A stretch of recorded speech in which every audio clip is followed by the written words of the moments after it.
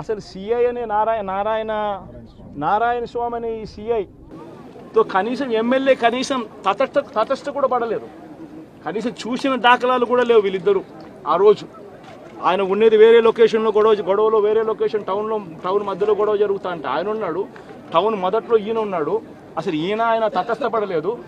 ఆయన మీద ఆ గొడవ జరిగేటప్పుడు రాళ్ళు ఇటువైపు నుంచి అటువైపు నుంచి పడ్డాయి. చిన్న రాయి ఏదో తగిలి ఉండొచ్చేమో బహుశా, కానీ చిన్న రాయి కాబట్టి అసలు ఆయన మరుసటి రోజు అదే రోజు మెడికో లీగల్ కేసు కూడా పెట్టలా.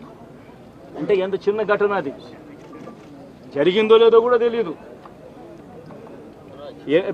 మే 14న జరిగితే 9 రోజుల తర్వాత, అంటే మే 23వ తారీఖున ఆయనకి ఏదో జరిగిందన్నట్టుగా ఆ సిఐ హత్యాయత్నం కేసు పెట్టడం జరుగుతూ ఉంది రామకృష్ణ. అంటే కనీసం సీన్లో కూడా లేని వ్యక్తిని.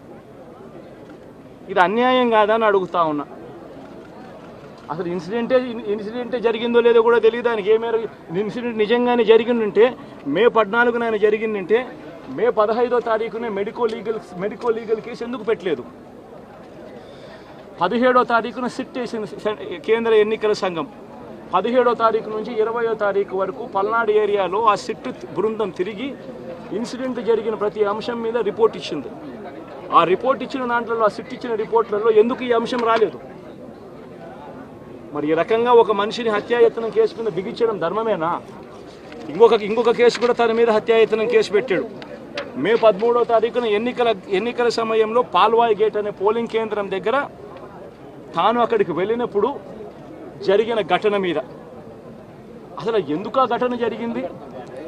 ఎవడన్నా కొద్దో గొప్ప కనీసం ఆలోచన చేసేవాళ్ళు ఎవరైనా ఆలోచన చేయాలి కదా.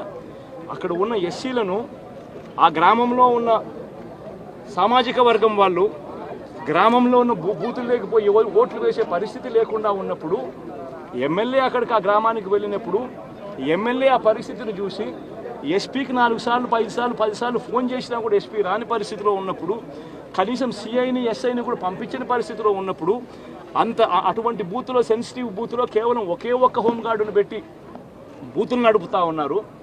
అటువంటి పరిస్థితిలో అన్యాయం జరుగుతూ ఉందని చెప్పడం కోసం, అన్యాయం జరుగుతూ ఉన్న వాళ్ళ పక్షాన్ని నిలబడడం కోసం ఎమ్మెల్యే లోపలికి పోయి ఈవీఎంను పగలగొట్టే కార్యక్రమం జరిగింది. ఎందుకు ఈవీఎంలో నిజంగానే ఎమ్మెల్యేనే రిగ్గింగ్ చేసుకుంటా ఉంటే, ఎమ్మెల్యేకి అక్కడ నిజంగానే ఎమ్మెల్యే పరిస్థితి అంత బాగుండింటే ఎందుకు ఎమ్మెల్యే ఈవీఎం పగలగొడతాడు?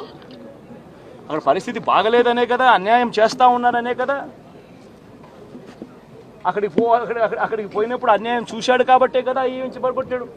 ఆ ఈవీఎం ఏదైతే పగలగొట్టిన కేసులు ఏదవుతుందో తనకు బెయిల్ వచ్చింది. ఈరోజు తాను బెయిల్ అక్కడ లోపల ఉన్నది ఈవీఎం పగలగొట్టిన కేసులో కాదు, తను లోపల ఉన్నది ఈవీఎం పగలగొట్టిన కేసులో. అన్యాయం జరిగింది అని చెప్పి, అన్యాయం జరుగుతూ ఉన్న పరిస్థితిలో ఎమ్మెల్యే అక్కడికి పోయి అడ్డుకునే కార్యక్రమంలో జరిగింది అని చెప్పి కోర్టులు కూడా గుర్తించాయి కాబట్టి తనకు బెయిల్ వచ్చింది. కానీ మళ్ళీ ఆ తర్వాత ఏం జరిగింది? ఆ ఇన్సిడెంట్ జరిగిన 10 రోజుల తర్వాత, ఆ ఇన్సిడెంట్ జరిగిన 10 రోజుల తర్వాత, అంటే మే 23వ తారీఖున ఎమ్మెల్యే అక్కడికి వెళ్ళి హత్యాయత్నం చేశాడట. అదే పోలింగ్ బూత్లో హత్యాయత్నం చేసినాడంట. ఎవడన్నా బుద్ధునోడు ఎవడన్నా నమ్మదానికి ఉందయ్యా? ఎవడన్నా ఎమ్మెల్యే అనేవాడు అక్కడికి పోయినప్పుడు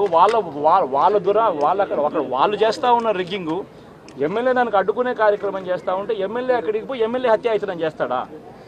చెప్పడానికైనా హద్దు పొద్దు ఉండాలి కదా. 10 రోజుల తర్వాత ఎమ్మెల్యే హత్యాయత్నం చేశాడని చెప్పి కేసు పెడతారు 10 రోజుల తర్వాత. ఇప్పుడు నిజంగానే అటువంటి ఇన్సిడెంట్ జరిగిందంటే సిట్టు 17వ తారీఖు నుంచి, మే 17వ తారీఖు నుంచి 20వ తారీఖు లోపల మధ్యలో ఇచ్చిన రిపోర్ట్లో, ఆ సిట్లో అది చెప్పాలి కదా. ఇట్లా జరిగింది, ఎమ్మెల్యే అనే వ్యక్తి హత్యాయత్నం చేసే కార్యక్రమం చేశాడు అని చెప్పి రావాలి కదా. మరి ఎందుకు సిట్ రిపోర్ట్లో రాలేదు? ఈ రకంగా ఒక మనిషిని కేవలం 4 సార్లు ఎమ్మెల్యే, తాను 2000 కన్సిస్టెంట్గా 4 సార్లు ఎమ్మెల్యే గెలిచాడు. 2009లో గెలిచాడు, 2011లో గెలిచాడు, 2014లో గెలిచాడు, 2019లో గెలిచాడు. ఒక మనిషి కన్సిస్టెంట్గా 4 సార్లు ఎమ్మెల్యేగా గెలుస్తూ వస్తున్నాడు అని అంటే ఆ మనిషి మంచోడు కాబట్టి గెలుస్తూ వచ్చాడు, ఆ మనిషి మంచోడు కాబట్టి ప్రజలు ఆశీర్వదిస్తూ వచ్చారు. అటువంటి వ్యక్తిని తీసుకొని వచ్చి తప్పుడు కేసులలో ఈ మాదిరిగా బిగించడం ఎంత మటుకు ధర్మం? ఈరోజు ఒక్క రామకృష్ణారెడ్డి ఒక్క పరిస్థితే కాదు, రాష్ట్ర వ్యాప్తంగా ప్రతి గ్రామంలోనూ కూడా ఇదే కార్యక్రమాలు జరుగుతూ ఉన్నాయి.